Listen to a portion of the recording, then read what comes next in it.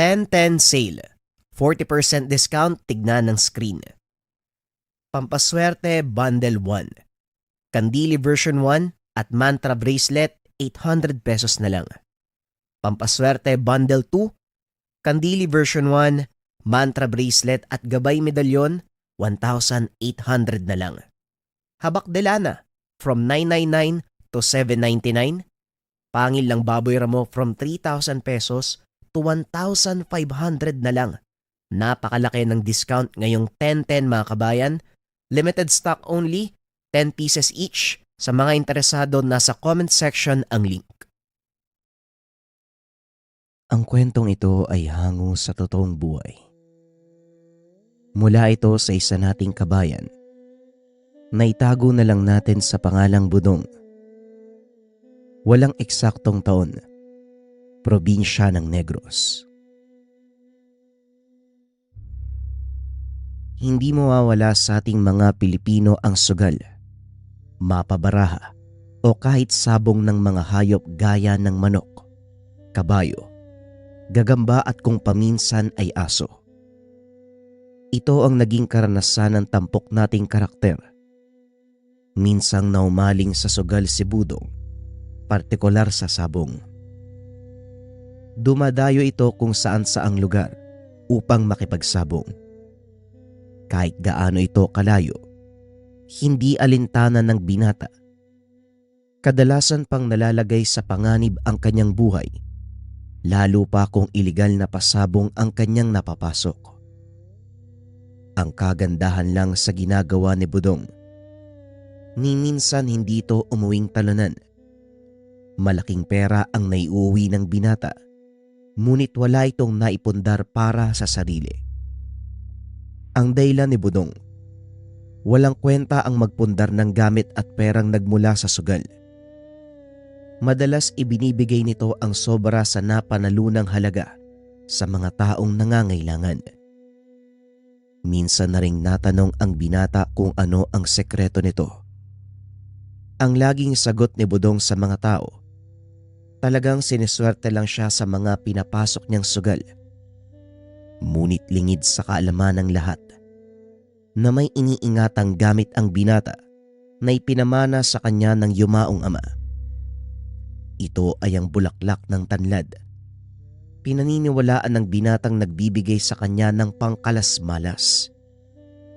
Napatunayan ito ni Budong ng ilang beses at hindi lang sa sugal na gagamit ang tanga nito, kundi maging sa paghahanap ng trabaho, kung minsan pa nga sa mga kababaihan. Alam ni Budong ang limitasyon ng kanyang bertud, kaya kusa nitong pinigilan ang sariling kumagat sa mga temptasyon na maaaring makapagpawala ng bisa ng tangan. Balita ko may pasabong sa kabilang baryo Kaso hindi aprobado ng alkalde. Malaki daw ang pustahan, Budong. Pupunta ka ba? Wika ng kaibigan. Naitago na lang natin sa pangalang Dario. Oo nga pare, narinig ko rin Pupunta nga din ako. Kailangan ko kasing tulungan yung anak ni Mang Dario Operahan daw sa Makalawa. Kailangan nila ng malaking halaga. Sana lang makuha ko yun mamaya. Tugon ni Budong. Sasabay na nga sana ako sa'yo kung pwede kasi kailangan ko din ng pera. Alam mo namang manganganak na yung kumare mo sa pangalawa namin, di ba? Tapos may sakit pa ang inaanak mo. Kaya medyo gipit din ako ngayon Muling wika ni Dario. Kung sa akin wala namang problema. Kaso baka mamaya kami na naman ang mag-away ni Mari niyan kapag natalo ka na naman. Ikaw pa naman yung tipong ayaw paawat pag nananalo na. Parang hindi nakukontento. Basta, nanalo ka na, tama na yon. Lagi ko namang pinapayo sa yan pare. Pero ewan ko ba kung bakit hindi mo ko pinapakinggan. Yan tuloy napapahamak ka. Tugon ni Budong. Paano ba? Hindi ko kasi maiwasan. Pero sige, susundin kita ngayon. Kailangan ko lang kasi talaga. Muling wika ni Dario. At dahil sa pagmamakaawa nito, walang nagawa si Budong kung hindi ang pumayag. O siya, sige. Magkita na lang tayo mamayang hapon. Huwag kang papauli ha. Kung hindi, iiwanan talaga kita. Wika ni Budong. Pagsapit ng hapon ay lumakad na ang dalawa papunta sa iligal na sabungan. Napakaraming tao at kahit walang permiso mula sa munisipyo, maraming mayayamang sugarol ang dumalo. Nako, siguradong marami na naman ang uuwing talunan ngayong araw, Budog. Wika ni Dario. Kahit ano mangyari pare ha, kapag sinabi kong ayaw na, lumabas ka na ng sabungan. Huwag kang magpumilit pa. Naintindihan mo ba? Wika ni Budong. Pare, areglado. Halika na. Mukhang magsisimula na ang soldata. Wika ni Dario. Dali-dali itong pumasok ng sabungan, naghanap ng pwesto. Saktong kakakyat pa lang ng mga manok, kaya nagawa nilang pumusta sa unang soldata. Inobserba ni Budong ang paligid. Maingat ang mga tao sa kanilang mga katabi dahil alam ng mga ito na anumang oras, maaaring dumating ang mga pulis at ulihin ang lahat ng naroon. Hayaan na natin pare. Mukhang dihado tayo eh. Wika ni Budong. Dehado? Eh bakit naman? Tignan mo nga na mabuti yung manok ko. Parang hindi natatagal ng isang salpok yan eh. Tugon ni Dario. Dahil kung titignan ang manok na gustong pustahan ni Budong, tila kakagaling lang sa sakit. Pinilit lang ng may-aring lumaban. Paika-ika pa ito kumaglakad na parang hindi sanay sa suot na tali sa paa. Magtiwala ka lang sa akin pare. Pustahan mo ang dehado. Logro, G's ang pusta pare. Pabor sa lamyado ang pustahan. At siguradong malaki ang mapapalalunan natin dito. Wika ni Budong. Hindi ko alam kung bakit. Pero kumpiyansa ka talagang mananalo. Parang nakikita mo ang mangyayari sa hinaharap ah. Tanong ni Dario. Hindi naman pare. Nararamdaman ko lang na mananalo tayo. Sige na, pumusta ka na at magsasara na ang pustahan. Wika ni Budong. Sinunod ni Dario ang payo nito. Hindi nga nagkamali ang hula ni Budong. Nanalo ang manok sa dehado at dahil logro ang pusta, mas malaki ang perang napalalunan ng mga ito. Idagdag mo pa, tinapatan ng binata ang pusta ng lamyado. Silang dalawa lang ni Dario ang tanging tumaya. Ayos ah. Ibang klase talaga yung mga prediction mo, Budong. O ano na, anong susunod nating pupustahan? Tanong ni Dario. Teka lang, kalma lang Dario. Ayoko may ibang makalata eh. Pumusta ka ng maliit na halaga sa ituturo kong manok. Wika ni Budong. 2 beses itong ginawa ng binata upang mawala ang suspetsyon ng mga tao. May taglay na kalasmalas ang binata. Sa ika-4 na soldata, muli na naman silang bumawi. Nagawa din nilang masungkit ang 5 hanggang sa ika-7 soldata. Nagpalipat-lipat ng pwesto ang dalawa para hindi sila mamataan ng tao at hindi masakyan ang kanilang mga pusta. Ano? Sapat na ba yung halagang napalalunan mo? Ibigay mo na yan kay Mare para makabawi ka naman sa mga traso mo sa kanya. At saka para may pondo kayo para sa pagpapanak niya. Wika ni Budong habang nagkukubra ang mga ito ng kanilang panalo. O pare, maraming salamat ha. Mabuti na lang, nakinig ako sa'yo. Tugon ng kaibigan. Halika na, sumabay ka na sa akin pag-uwi. Nang masigurado ko maayos ka makakarating sa bahay niyo. Wika ni Budong. Alam nitong dadaan pa kung saang inuman ang kaibigan at magsusugal. Simula noon, ganito na ang pag-uugali ni Dario. kaya madalas napupurnada pa ang perang napapalalunan. O na pare, uuwi na nga din ako. Hindi ko nasasayangin tong perang napalalunan natin. Tugon ng kaibigan. Matapos idaan sa kanilang tahanan si Dario, tumuloy na sa pag-uwi si Budong. Kahit hindi hamak na mas malayo ang tahanan ng kaibigan, sinigurado niyang makakauwi ito ng ligtas. Habang nasa daan naman ito papunta sa kanilang tahanan, sinalubong ang binata ng isang matandang lalaki. Aba, tela ginagabi ka na naman ng uwing bata ka. Hindi ka pa ba nagtatanda? Wika nito.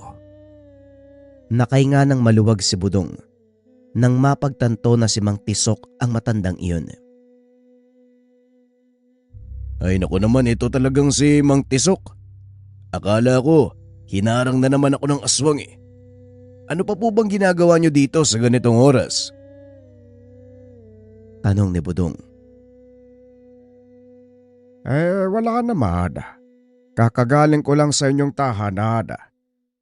Nagsumbong na naman ang iyong ina. Palagi ka na lang daw ginagabi sa pag-uwi. Nag-aalala na ang mga magulang mo, Budong.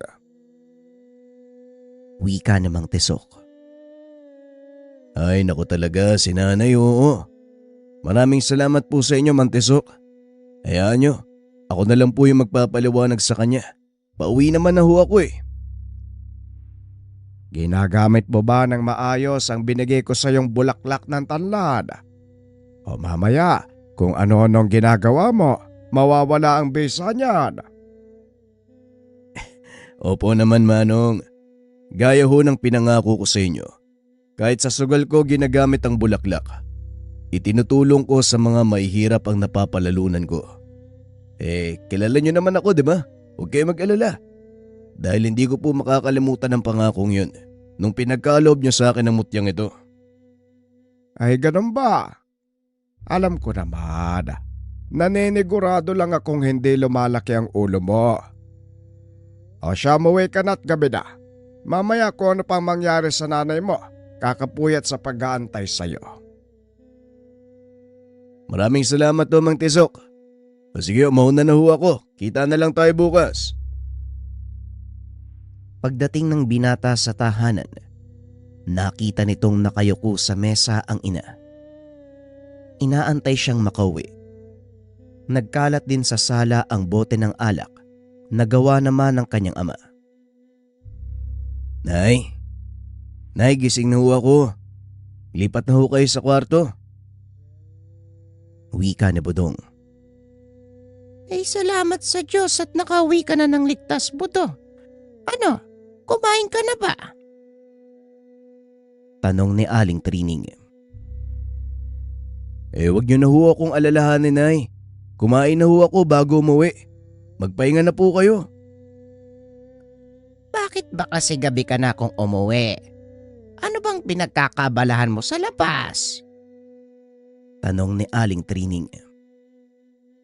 Wala naman po, Nay. Masyado lang po ako nalibang sa pakikipag-usap kay Dario. Pasensya na ho kayo ha. Ito nga po pala, kaunting halaga pambili ng gamot nyo. Nanlaki mga mata ni Aling Trining nang makita ang malaking halaga na inabot sa kanya ng binata. Magsabi ka nga sa akin ng totoo, Budong. Saan mo kinukuha ang perang ito? Nagnanakaw ka ba? Napangiti si Budong. Niyakap ang ina. Hindi, Nay. Ano ka ba? Galing sa malinis na paraan ng perang yan. Maniwala ho kayo sa akin. Hindi po ako gagawa ng masama para lang sa salapi. Sige na ho. Matulog na ho kayo. Isang buting anak si Budong. Bilang panganay, ito ang inaasahan ng kanyang ina. Hindi na rin makapagtrabaho ng maayos ang ama dahil sa natamong pinsala. Si Budong ang naghahanap buhay sa kanilang pamilya. Siya din ang nagpapaaral sa dalawa pang kapatid. Hindi na nakapagtapos ng sekundarya dahil mas piniling tumulong sa mga magulang. Inuna ng binatang makapag-aral ang mga nakababatang kapatid para mabigyan ng magandang kinabukasan ang mga ito. Naaawa lang ako sa iyo, anak. Baka kung ano na ang pinapasok mo para lang mabuhay kami ng mga kapatid mo. Pasensya ka na. Sa halip na kami ang magtaguyod sa iyo, kabaliktaran ang nangyari. Wika ni Aling Trining. Nay, hindi habang buhay kayo magpapakahirap para itaguyod kami. Kagaya ngayon, may kakayahan na akong tumulong. Bakit ko pa iaasa sa inyo? Kung kaya ko namang maghanap buhay, di ba, para tulungan kayo? Wika ni Budong. Ang kabaitan nito ang nakita ni Mang Tisok. Kaya pinagkalooban niya ng mutya ng bulaklak ng tanlad si Budong. Hindi naman ito nagsisi sa ginawang desisyon. Dahil bukod sa pagtulong ng binata sa kanyang pamilya, nagagawa pa nitong mag-abot ng tulong sa iba. Ngunit may kaisa-isang habilin sa kanya ang matanda. Huwag na huwag gagamitin ang perang napalalunan sa sugal para magpundar ng kahit anong kagamitan, lalo na sa tahanan. Dahil ang perang mabilis na kinita, mabilis ding nawawala. Ito ang prinsipyong pinaniwalaan ng binata mula nang mapa sa kanya ang mutya. Bagaman sunod-sunod na swerte ang dumating sa kanya, nanatili siyang magpakumbaba. Ni minsan hindi ginamit ang kakayahan para manglamang sa iba. Kinabukasan, maagang umalis ang binata para pumasok sa trabaho. Namamasukan nito bilang tauhan sa isang malaking tindahan ng bigas sa bayan. Mabuti naman maaga kang dumating ngayon. May paparating tayong mga bigas eh. Kaya pakibuksan mo na lang ang bodega. Nga pala, Budong, maaari bang ikaw na muna ang magbantay ng tindahan? May pupuntahan kasi ako eh. Wika ng amo na si Mang Omar. Wala akong problema, Manong. O sige, bubuksan ko muna ang bodega. Tugon ni Budong. Gustong-gusto ni Mang Omar na ito ang nagbabantay sa tindahan dahil malaki ang nagiging benta nito. Lingid sa kalaman niya ang sekreto ng binata. Ngunit hindi na siya nagtatanong. Sapat nang malaman ni Mang Omar sa sarili na may dalang swerte ang tauhan sa kanyang negosyo. Ngunit hindi lang sa sugal o negosyo nagagamit ni Budong ang bertud. Minsan ay nagagawa din itong iiwas ang mga taong nakapaligid sa kanya sa tiyak na kapamakan. Nakita nitong naglalakad ang isang matandang naglalako ng kakanin sa daan, nang tila may kung anong pangitain ang lumabas. Walang pagdadalawang isip na hinila ni Budong ang matanda. Laking gulat nito nang biglang bumangga ang isang motorsiklo mula sa kinakatayuan ng matanda. Salamat, Budong ah. Aba, kamunti ka na ako dun ah. Buti na lang nandiyan ka. Wika ni Mang Popoy. Napakamot na lang ng ulo ang binata dahil pinalakpakan siya ng mga tao. Naku, Mang Popoy, wala ho yun. Nagkataon lang po na nakita akong paparating yung motorsiklo. Mag-iingat po kasi kayo sa daan, Manong. Maraming kaskasero dito. Tugon ni Budong. Maliban sa taglay na bertud, tinuturuan din ni Mang Tisok ang binata ng ilang mga orasyon para protekta ng kanyang sarili laban sa masasamang tangka. Tuwing matatapos ang trabaho, diretso sa pag-uwi si Budong. Saka pa lang ito mag-iisip ng gagawin pagdating sa tahanan. Kadalasan si Dario ang nag-aaya dito. Medyo maagang nagsara ang tindahang binabantayan ni Budong dahil malaki ang kita nila ng araw na yon. Bilang pasasalamat, hinahayaan ng amo na umuwi ang binata para makapagpahinga. Nagkakape sa kanilang bakuran si Budong nang dumating si Dario. Inaya itong pumunta sa isang lamay. Budong, punta tayo sa lamay sa kabilang baryo. Pakikiramay lang ako. Kakilala ko kasi yung namatay eh. Wika ni Dario. Alam ni Budong ang dahilan kung bakit nag-aaya ang kaibigan, ngunit tinanggihan niya ito. Nako Dario, mukhang sugal na naman ang nasa isipan mo. Pasensya na pare, hindi muna ako sasama ha. Masakit ang mga kasukasuan ko. Ang daming ginawa kanina. Wika ni Budong. Ay sayang naman pare, ang balita ko kasi pupunta daw doon si Anton eh. Yung sugarol na taga doon din. Kung naaalala mo, siya yung taong nagpataob ng bangka doon sa kasino sa bayan. Biglang napukaw ang interes ng binata nang marinig ang pangalan ni Anton. Anton? Oo, natatandaan ko. Wala kasi ako sa modo ng mga oras na yun eh. Kaya hindi ako nakakapusta. At isa pa, ayaw na ayaw ko sa ganong uri ng pasugalan. Ang yayabang ng mga tao. Wala naman palang laman ng bulsa. Kaya marami napapahamak dahil sa sugal eh. Ano gagawin mo? Sasamahan mo ba ako? O sige, walang problema. Basta sandali lang tayo ha. Inubos lang ng binata ang iniinom na kape. Nagpaalam na ito sa ina na aalis sandali. Huwag kang magpapagabi, Budong ha. Magluluto ako ng masarap na sinigang na bangos para sa hapunan. Baka ubusin na naman ng tatay mo at gawing pulutan. Wika ni Aling Trining. Opo nanay, uuwi ako na maaga. Isa pa, makikiramay lang naman ako sa kakilala ni Dario eh. Hindi rin ako magtatagal dun. Sige hunay, alis na ho kami. Wika ni Budong. Pagdating sa burol, napansin ni Dario na kakaunti lang ang mga taong nakikiramay. Nakipag-usap sa ilang kakilala, habang si Budong naman ay nagmamatsyag sa paligid. Maya-maya ay nagdatingan ang pangkat ng kalalakian. Pinakiramdaman ng binata ang kilos ng mga ito.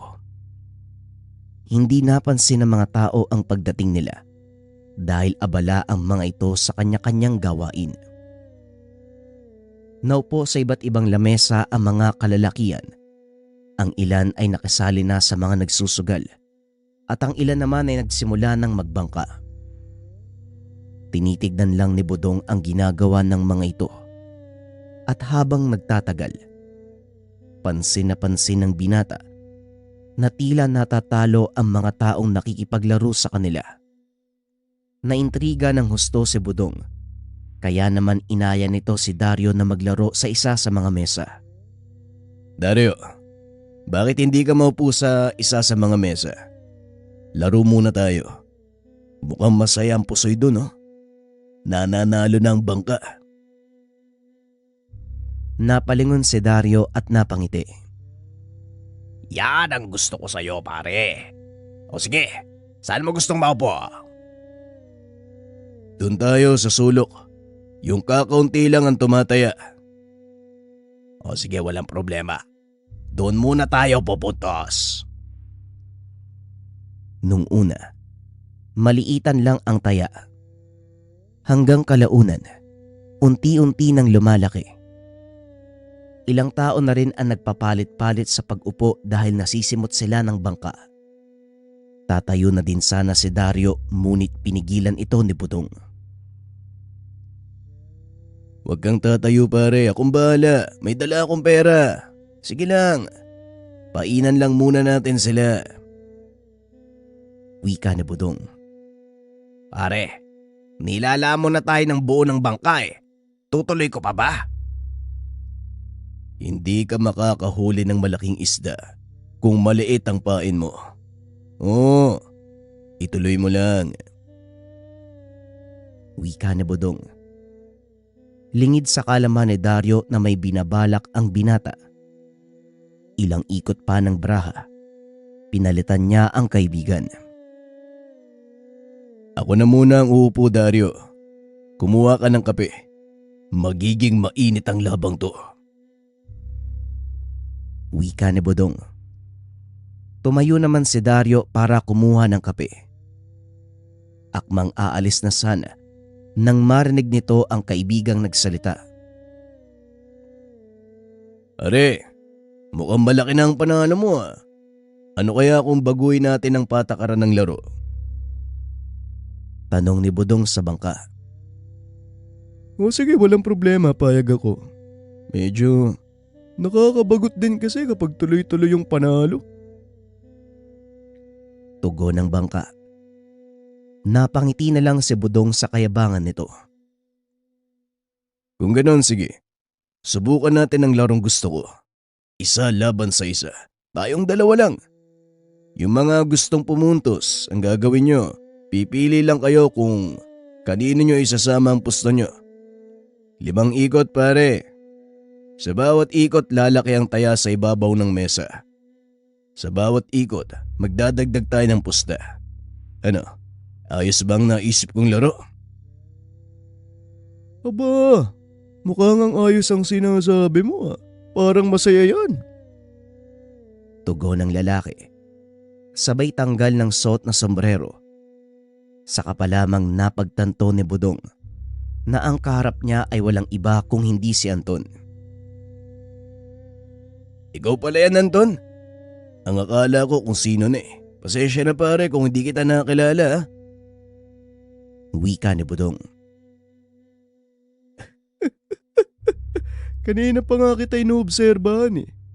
Halatang hindi mo ako nakilala, Budong. Ano, itutuloy pa ba natin to? Wika ni Anton. Nagulat si Dario dahil magkakilala ang dalawa. Oh, magkakilala pala kayo. Paano nangyari yon? Tanong ni Dario. Oo, magkakilala kami. At hindi lang basta magkakilala. Pinsan ko yan si Budong. Tugon ni Anton. Bakit hindi kayo nagpapansinan sa kasino nung nakaraang linggo? Magkakilala pala kayo. Ang mabuti pa, lumabas na tayo dito. Tara sa bahay na makapagkwentuhan ng maayos. Wika ni Budong. Napakamot na lang ng ulo ang mga taong nakikitaya dahil karamihan sa kanila ay natalo na. Laking gulat ng mga ito nang itulak pagitna ni Anton ang perang napalalunan. O ito, paghatian nyo ng maayos yan. Huwag maglamangan. Siguro sapat na kabayaran na yan sa pag-aliw nyo sa akin. Nagsipagtayuan na din ang mga kasama nito. Ngunit sinabihan sila ni Anton na magpaiwan at hayaang makabawi ang mga nagsusugal. Ibang klase kayo magpinsan. Parang ordinaryo lang sa inyo ang pamumunbod ng pera. Wika ni Dario habang naglalakad ang mga ito pabalik sa tahanan ni Budong. Hindi naman sa ganoon at isa pa, wala naman ako nilabas na pera dun. Binalik ko lang sa kanilang napalalunan ko. Hindi naman sa akin yun eh. Tugon ni Anton. Yan din ang palagi kong sinasabi sa'yo, Dario. Ang perang hindi mo pinaghirapang makuha, madaling nawawala. Wika ni Budong. Biglang nag-iba ang usapan nang magtanong si Anton tungkol sa nanay ng binata. Anak ito ng kapatid ng nanay ni Budong. Alam nitong sakitin din si Aling Trining, kaya naman nag-aalala si Anton sa kalagayan ng matanda. Kumusta naman si Chang Trining, Budong? May sakit pa ba? Tanong ni Anton. Oo parang hindi na nga gumagaling pinsan. Dagdagan pa ng pasaway kong tatay. Nag-uwi ng barkada sa bahay. Wala na nga naitutulong. Pero wisyo pa. Tugon ni Budong. Sana natuluyan na lang yung tatay mo na nahulog dun sa bangin eh. Yung motor niya? Yung tuloy, kargado mo pa. Pabigat sa inyo ni Chang Trining. Pasensya na pinsan ha. Alam kong kahit ano mangyari tatay mo yan. Pero hindi rin kasi maganda yung ginagawa niya eh. Ikaw yung nahihirapan sa kayong nanay mo. Yun na nga pinsan kaya hinahayaan ko na lang. Basta, Huwag lang masasaktan ng nanay at ang mga kapatid ko. Dahil baka hindi na ako makapagpigil pag yun ang ginawa niya. Tugon ni Budong. Huwag naman ganun, pinsan. Nagbibiro lang ako. Tatay mo pa din yun eh. Intindihin na lang natin ang pinagdadaanan niya. Hindi rin kasi biro yung trahedya eh. Wika ni Anton. Maya-maya ay nakarating na sila sa bahay ni Budong. Gaya ng inaasahan. Narinig niya na sumisigaw ang ama. Ano, Training? Talaga bang magmamatigas ka? Alam kong may inabot sa'yo si Budong noong nakaraang araw, kaya huwag ka magsisinungaling sa akin. Dali-daling pumasok ng tahanan ng binata. Nakitang nakaupo sa sahigang ina, habang nakatayo naman sa harapan nito ang ama. Tay, ano bang ginagawa niyo kay nanay? Mabuti naman at nandito ka na. Etong nanay mo masyadong sinungaling. Bakit naman po, tay? Nay, ano ba talaga nangyari? Tanong ni Budong. Pinaliwanag ni Aling Trining sa anak ang nangyari. Napailing na lang ang binata at dumukot ng pera sa bulsa. Yan, mabuti pa tong anak mo. Madaling kausap. Diyan ka na nga. Wika ni Berto. Dali-dali itong lumabas ng tahanan para makipag-inuman sa mga kaibigan. Ay naku, ang laki na nga ng pinagbago ng tatay mo. Kaya mo na, pinsan, wala naman tayo magagawa eh. Tiyang, ayos ka lang ba? Nasaktan ka ba? Tanong ni Anton sa ginang. Anton, ikaw pala yan. Kumusta ka na? Aba, laki na ng pinagbago mo ah. Ay, pasensya ka na kung gano'n ang nadatnan mo. Ay, teka. Magpapakulo ako ng tubig. Nagkape na ba kayo? Tanong ni Aling Trining. Naku, nay, wag na ho. Huwag ka na mag-abala, ako na ho yung gagawa. Maupo na lang po kayo dyan. Wika ni Budong. Patuloy na nag-usap ang magtiyahin hanggang sa nakabalik si Budong. O siya, maiwan ko na muna kayong magpinsan nang makapag-usap kayo. Wika ni Aling Trining.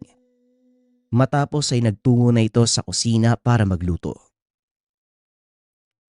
Ang tagal mo na pala dito sa bayan.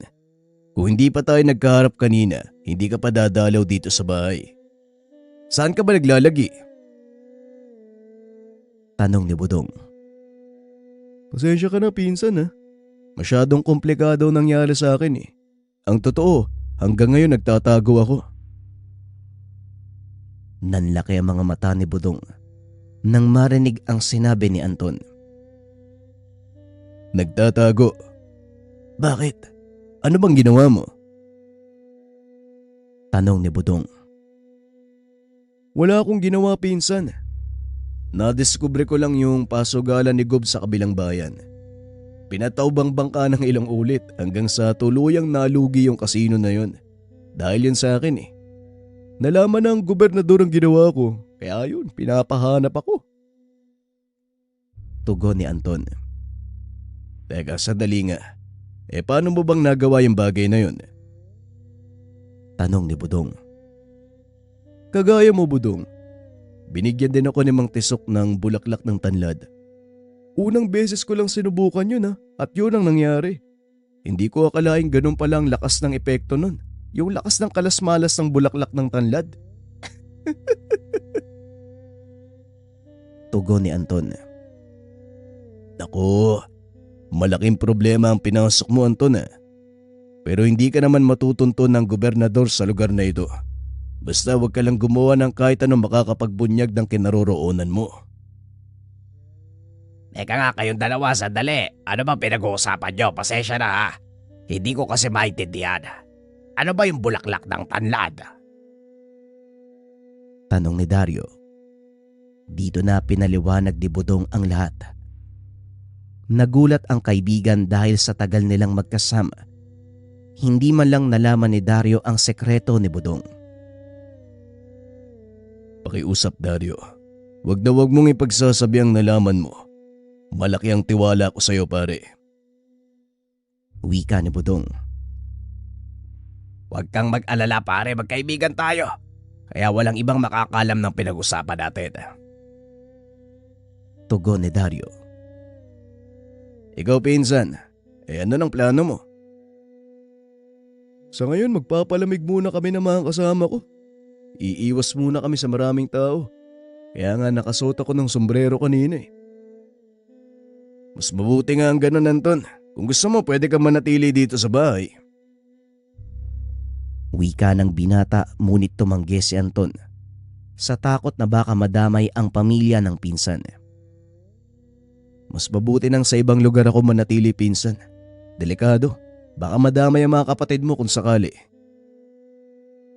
Tugon ni Anton. Ikaw ang bahala, pinsan. Basta nandito lang ako sa oras na kailanganin mo ng tulong. Pag-uusap ng magpinsan. Matapos ay binalikan ni Anton ang mga tauhan sa burol. Lumipas ang ilang araw. Wala namang nangyaring kakaiba at gaya ng pangako ni Dario. Wala itong pinagsabihan tungkol sa nangyari. Hindi rin nagpakita sa sugalan si Budong para makaiwas sa panganib. Hanggang isang araw habang pauwi galing sa trabaho, nadaanan ang tumpok ng mga taong nagsasabong ng gagamba. Dumaan ang binata para sana manood lamang. Ngunit nakita nitong paldo na ang panalo ng ilang mga tumataya. Nainganyo ang binatang sumali sa pustahan at sa unang sagupa pa lamang ay nanalo na ito. 3 suga pa lang ang sinalihan ng binata matapos ay umayaw na siya. Pinigilan siya ng ilan sa mga pumupusta dahil hindi pa sila nakakabawi sa talo. Sandali lang. Hindi pa kami nakakabawi sa'yo ah. Wika ng isa sa mga kalalakihan. Pare, baka yung kaibigan lang ha. Kung ako sa'yo, hindi na ako magpupumilit pang bumawi. Lalo lang lalaki yung talo mo. Sayang ang pera. Tugon ni Budong.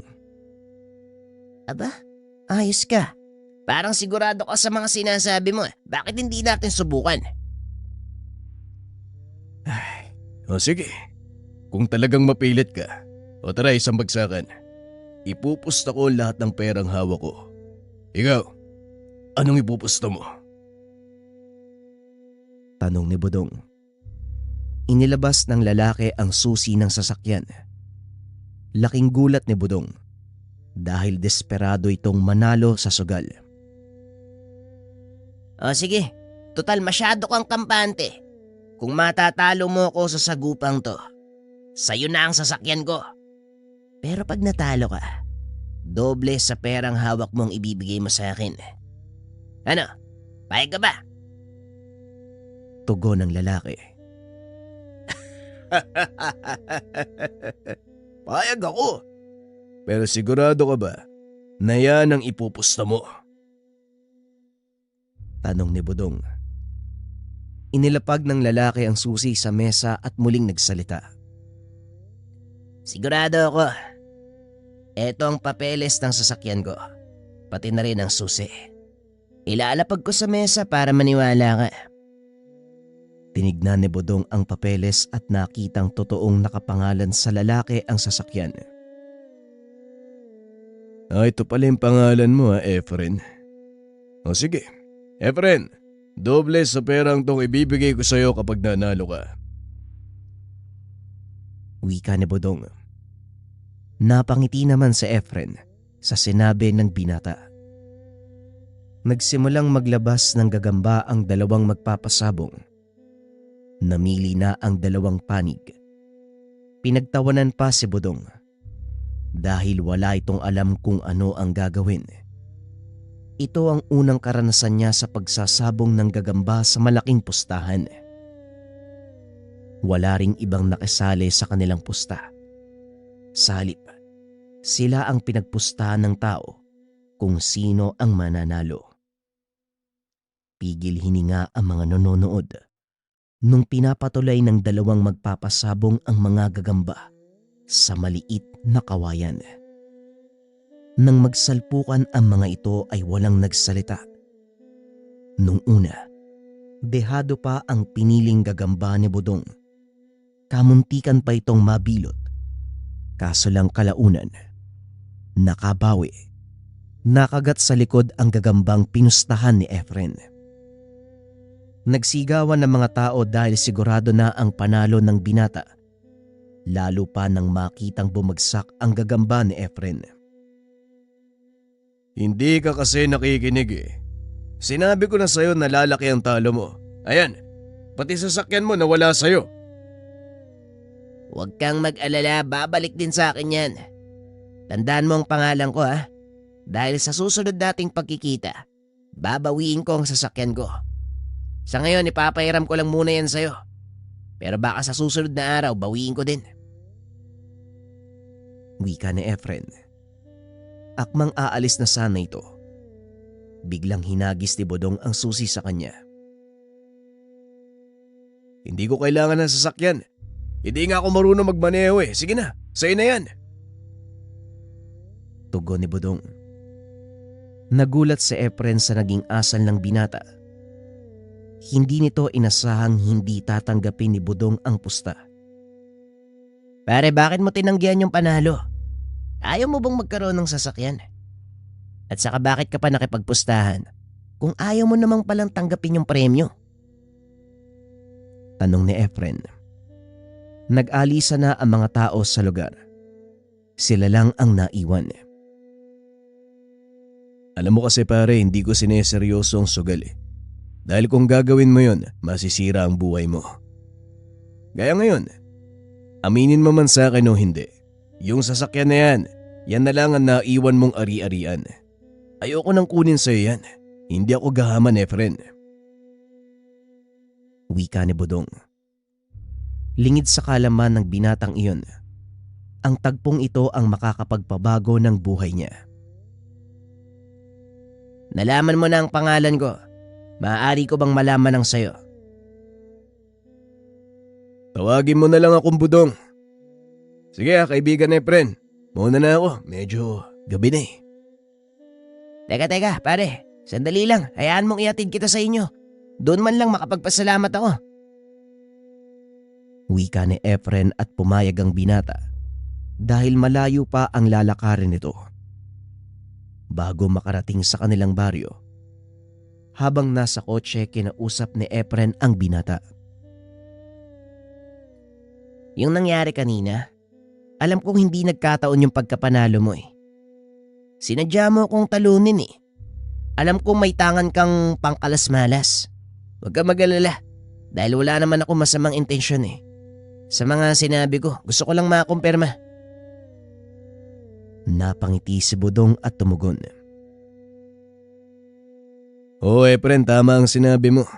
May pangkalas-malas nga ako pero hindi ko yung ginagamit sa kasamaan. Oo, nagsusugal ako pero para malibang lang. Sugarol ako pero hindi gahaman sa salapi. Ang weirdo, di ba? Sugarol na hindi gahaman sa salapi. Alam ko naman pare.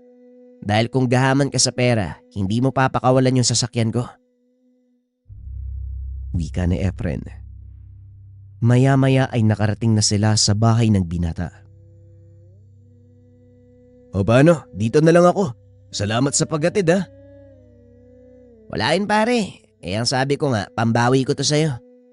Sige, kita na lang tayo sa mga susunod na araw ha. Pag-uusap ng dalawa. Pagpasok niya ng tahanan, sinalubong ito ng ama. Sabihin mo sa akin, bakit kayo magkasama ng taong yun? Sino tayo, si Efren? Wala naman, nakilala ko lang siya sa bayan. Ano po bang meron? Efren ang tawag mo sa kanya. Alam mo ba kung sino yung taong yun? Wala akong ideya tay eh. Kanina ko lang siya nakilala. Ano ho bang meron? Ay nako kambata ka talaga. Bahala ka nga. Nahihilo na ako sa kalasingan. Matutulog na ako. Ikaw na lang ang tumuklas kung sino ang taong yun. Napakamot na lang ng ulo si Budong dahil hindi nito maunawaan ang sinasabi ng ama. Kinabukasan, habang papunta sa trabaho, muli nitong nakita ang sasakyan ni Efren. Nagtaka ang binata kung ano ang ginagawa nito sa kanilang lugar. Bahagyang huminto ang binata at tinignan kung nasa loob ng sasakyan ng Ginoo nang bigla nitong ibaba ang salamin ng bintana. O Budong, nandito ka pala. San ka ngayon? Tanong ni Efren. Papasok sana ako ng trabaho eh. Nadaanan ko tong sasakyan mo. Sumama ka na sa akin, huwag ka munang pumasok, may pupuntahan tayo. Hindi naman nagdalawang isip na sumakay ng kotse si Budong. Idaan mo muna ako kay Mang Omar. Magpapaalam lang ako. Tugon ng binata. Pinuntahan nila ang tindahang pinagtatrabahuan ni Budong. Ngunit sarado ito, kaya kagad na silang tumuloy. Laking pagtataka ni Budong dahil dinala siya ni Efren sa isang lumang gusali. Napakaraming sasakyang nakaparada sa labas. Pumasok ang dalawa sa loob. Nakita ng binata kung ano ang pinagkakaguluhan ng mga tao. Pinagsasabong ang dalawang malaking aso sa isang kulungan. Tuwang-tuwa ang mga taong nanonood. Gusto kitang dalhin sa lugar na ito para makita mo ang realidad ng buhay na ginagalawan ng mayayamang walang paglagyan ng kanilang pera. Tignan mo, pati kawawang aso pinagsasabong nila. Wika ni Efren. Mga walang iya. Pati hayop na walang kamuwang-muwang. Dinadamay nila sa kalokohan. Wika ni Efren. Gusto kong pabagsakin ang gawain ng mga taong yan. Pero kahit anong gawin ko, babalik at babalik lang din sila eh. Isa lang ang paraan para patayin ang ligaw na damo. Yun ay bunutin maging ang ugat. Magkano ang dala mong pera? Pero bago yan, ipaliwanag mo muna sa akin ang patakaran. Tugon ni Budong. Ipinaliwanag ni Efren ang patakaran ng laro. Naintindihan ni Budong ang lahat. Pumasok sila sa lugar. Pinag-aralang mabuti ang kalakaran. Ano pare, handa ka na? Oo, tayaan mo ang panig na ituturo ko sa'yo. Wika ni Budong. Ginawa ito ni Efren hanggang sa sunod-sunod na panalo ang natamo ng dalawa. Tahimik lang si Budong sa isang tabi habang idinidikta ang gagawin kay Efren. Hanggang sa dumating na ang huling pares na maglalaban, tumayo si Budong at kinausap si Efren. Ipalogro mo ang tayaan. Itodo mo ang lahat ng napalalunan natin diyan sa medyo malit na aso. Bakit naman pare? Ipapatalo mo ang perang napalalunan natin? Sinong may sabi sa'yong ipapatalo ko? Sundin mo lang. Tignan mo ang magiging resulta. Tumayo si Efren at lumapit sa tagapangasiwa ng pasabong. Kinausap niya ito. Pumayag sa gusto nilang mangyari.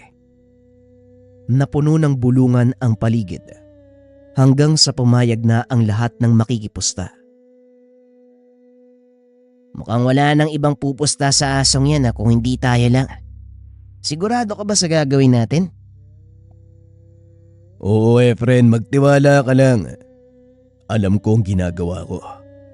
Panoorin mo kung paano kong lilimasin ang lahat ng napalalunan nila. Pag-uusap ng dalawa. Nagsimula na ang salpukan ng dalawang aso. Gaya ng inaasahan ni Budong. Nanalo ang maliit na asong pinusta nila.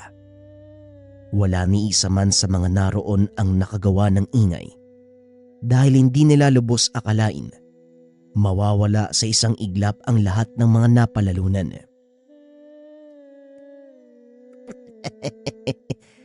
Talagang napakabisa ng tangan mo. Halika na. Ipapasok na lang ng tagapangasiwa sa aking bangko ang pera. Medyo malaki ang halagang napalalunan natin dito. Kaya hindi niya pwedeng ipahawak sa atin. Sandali lang. Hindi tayo aalis. May isang bagay pa akong gagawin. Diyan ka lang! Wika ni Budong. Nagtaka si Efren sa kilos ng binata. Umakyat ito sa loob ng kulungang pinaglalabanan. Hinarap ang tagapangasiwa. Kasama ko si Efren. Nais kong magkasa ng isa pang pustahan. Isang laban na lang. Walang ibang pupusta kung hindi tayong dalawa. Ginoong tagapangasiwa, nasa pangalaga niyo ang aming napalalunan, kaya siguro naman wala kayong dahilan para pagdudaan ako sa gusto kong mangyari. Wika ni Budong. Ano gusto mong gawing bata? Magsalita ka! Pumili kayo ng isa pang aso, yung sa tingin nyo na pinakamagaling. Sa oras na manalo ako, ipapasara nyo ang lugar na ito at ititigil ang pasabong ng mga aso. At sa oras na talo ako, sa inyo na ang maigit 3 milyong napalalunan namin ng kasama ko. At hindi na namin papakailaman ang operasyon nyo. Napangiti si Efren dahil ito din ang ginamit niyang taktika sa binata nung magkakilala ang mga ito sa sabong ng gagamba. Laking gulat ni Budong nang biglang may nagsalita mula sa kanyang likod. Sa lagay ay susuluin mo lang ang paglalaro. Abay, napakadamot mo naman, pinsan. Wika ni Anton. Nanlaki mga mata ni Efren nang makita ang binata. Maging si Anton, nagulat nang makita si Budong. Mamaya na tayo mag-usap, Anton. Sa ngayon, nasa iisang panig tayo. Kaya makikisa ako sa'yo. Pero pagkatapos nito, magtutuos tayong dalawa. Hindi nakapagsalita si Anton dahil nakatayo sa harap niya ang gobernador na matagal nang nagpapahanap sa kanya. Maya-maya bumaba si Budong mula sa kulungan, kinausap ang pinsan. Ano ginagawa mo dito? Akala ko ba magpapakalayo ka? Hindi mo na naisip na pwedeng nandito yung mga taong naghahanap sa'yo? Hindi na kailangan, nasa harapan ko na siya. Mamaya ko na ipapaliwanag. Magsisimula na ang pustahan. Tugon ni Anton. Nagawang papayagi ni Budong ang tagapangasiwa. Ikinasa ang huling pustahan at pumili ng aso ang binata. Ganon din ang pangkat ng tagapangasiwa. Dinala na sa loob ng kulungan ang 2 asong maglalaban. Sinimula na ang pustahan. Walang ibang pumusta dahil halos lahat ng naroon naubos na ang dalang pera. Ang labang iyon ay sa pagitan ng tagapangasiwa ng pasabong at ang pangkat ni Budong. Pinakawala na ang mga aso. Kapwa agresibo ang mga itong naglaban sa loob ng kulungan. Parehong ayaw magpatalo ng mga ito. Ngunit sa bandang huli, nagawang pilayan ng aso nila Budong ang kalaban. Napapasigaw ang mga tao, lalo pa nang lapain nito ang kalaban. Kinagat nito sa legang aso ng kalaban at nabali ito. Dahilan ng tuluyang pagkamatay ng kawawang nilalang. Tumahimik ang paligid. Muling umakyat si Budong sa entablado. Nanalo kami sa pustahan. Siguro naman tutupad kayo sa napagkasunduan. Tanong ni Budong. Tutupad kami sa napagkasunduan. Maaari yun ang kunin ng mga aso at gawin ang gusto nyo sa lugar na ito. Naipasok ko na din sa bangko ng kasama mo ang perang napalalunan nyo. Tugon ng tagapangasiwa. Kagad siyang umalis sa lugar matapos ang kaganapan. Nagpatawag ng otoridad ang binata upang idokumentaryo ang nangyari at mailagay sa ligtas na lugar ang mga asong ginagamit sa pasabong. Ngayong tapos na ang problema. Harapin naman natin ang sa inyong dalawa ni Anton, Efren. Anong nangyari sa inyo? Siya ang gobernador ng kabilang probinsya, Budong. Siya ang may-ari ng kasinong pinabagsak ko. Nanlaki ang mga mata ni Bodong nang marinig ang sinabi ng pinsan. Ganun ba? Ngayon anong balak mo? Ayun. Gusto ko lang humingi ng tawad sa nangyari. Hindi ko naman nakalain na ganun yung kakalabasan ng ginawa ko eh.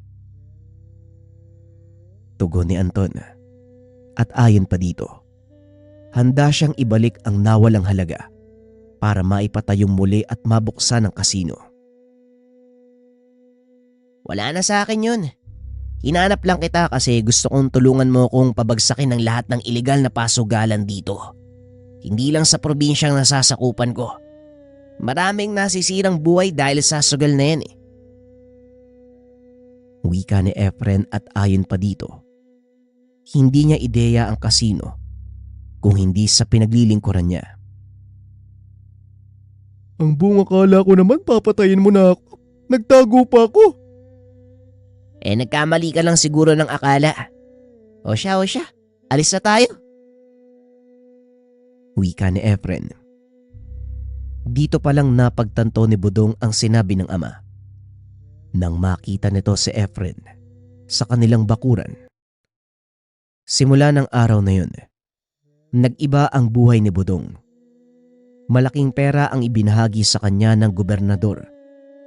Bibigyan pa ito ng pagkakataong makapagtapos ng kolehiyo at magtapos sa kursong abogasya. Hindi nagtagal, naging isang ganap na abogado ang binata. Isa sa mga nakikipaglaban para pigilan ang iligal na pasugalan sa bansa. Sa paglipas ng panahon, inudyokan nito na tumakbong alkalde. Dahil sa dalawang swerte ni Bodong, nanalo ito sa halalan. Kalaunan ay nangangad ng mas mataas na posisyon upang mas mapalawak ang naging saklaw ng kanyang proyekto. Nagpatayo din ito ng sariling organisasyon na tumutulong sa mga taong nalulong sa sugal. Naging matagumpay ang adikain ng binata.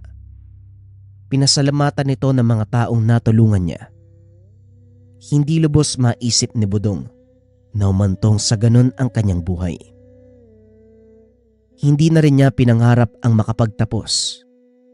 Ngunit ang pagkakataon mismo ang nag-adya at nagganap ng kanyang pangarap.